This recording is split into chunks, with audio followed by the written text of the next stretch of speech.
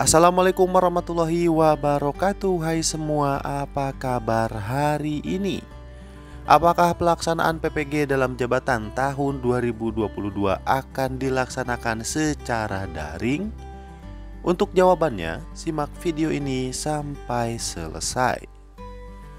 Informasi ini berdasarkan Peraturan Direktur Jenderal Guru dan Tenaga Kependidikan Kementerian Pendidikan Kebudayaan Riset dan Teknologi tentang petunjuk teknis pelaksanaan program pendidikan profesi guru dalam jabatan tahun 2022. Dan berikut ini kita akan langsung ke pasal yang ketiga, yaitu mengenai ruang lingkup petunjuk teknis program PPG dalam jabatan yang meliputi pendahuluan, capaian pembelajaran, beban belajar, rekognisi pembelajaran lampau, pembelajaran, penilaian pelaksanaan program PPG dalam jabatan, pembiayaan, dan penutup. Tentunya kita tidak akan membahas semua poin, tetapi kita akan membahas poin-poin yang pentingnya saja.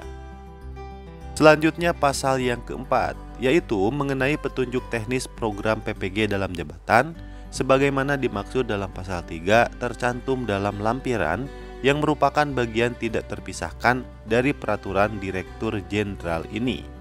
Kita langsung saja ke materinya. Yang pertama yang wajib Anda ketahui yaitu mengenai struktur kurikulum program pendidikan PPG. Kurikulum program pendidikan PPG dalam jabatan terdiri atas 3 mata kuliah saja, yaitu yang terdiri dari 1. Pendalaman materi. Dalam hal ini adalah analisis materi ajar berbasis masalah, literasi, dan high order thinking skill atau HOTS.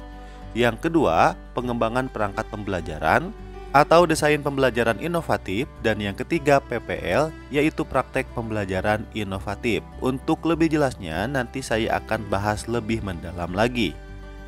Dan berikut ini adalah struktur kurikulum program PPG dalam jabatan yang akan dilaksanakan berdasarkan beban belajar atau SKS.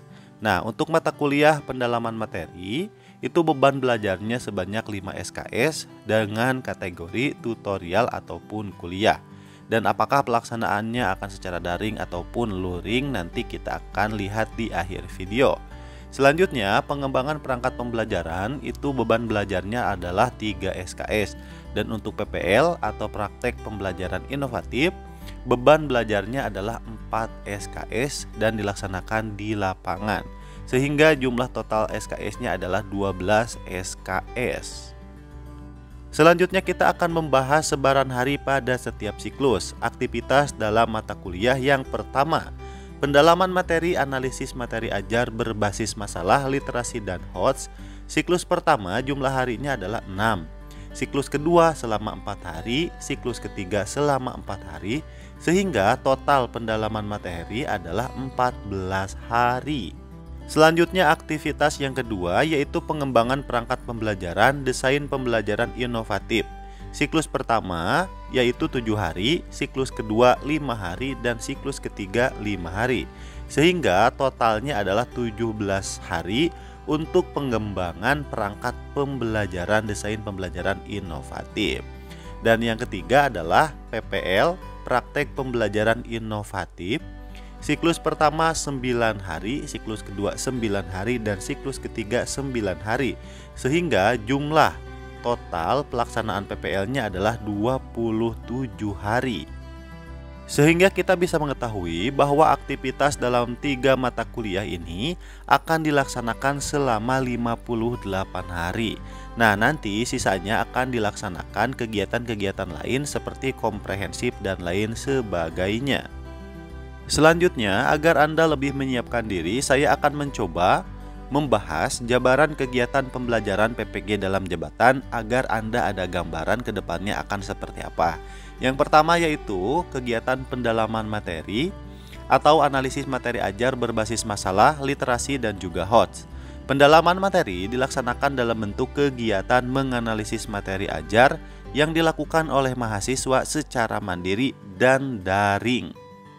Perlu diketahui, daring itu artinya kita akan melaksanakan kegiatan bukan melalui tatap muka.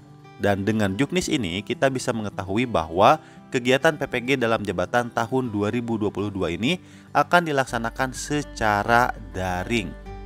Nah, yaitu untuk apa? Untuk mempelajari dan juga mereview materi program PPG dalam jabatan, berdiskusi, mengidentifikasi materi yang sulit dipahami, materi HOTS, materi yang memiliki miskonsepsi di bawah bimbingan dosen. Nah, nanti Anda akan mengikuti kegiatan daring ini dengan aplikasi yang sudah disediakan oleh Kemdikbud, sehingga akan memudahkan kegiatan pembelajaran PPG dalam jabatan tahun 2022 ini. Dan selanjutnya kita akan membahas pengembangan perangkat pembelajaran inovatif, apa-apa saja yang harus dipersiapkan dan yang harus dibuat. Yang pertama yaitu RPP, yang kedua adalah media pembelajaran, yang ketiga bahan ajar, dan yang keempat instrumen penilaian. Untuk format-format RPP, apabila Anda ingin sesuai dengan Juknis ini, nanti saya akan bagikan dan juga akan kita bahas bersama-sama. Sampai jumpa di video berikutnya. Terima kasih.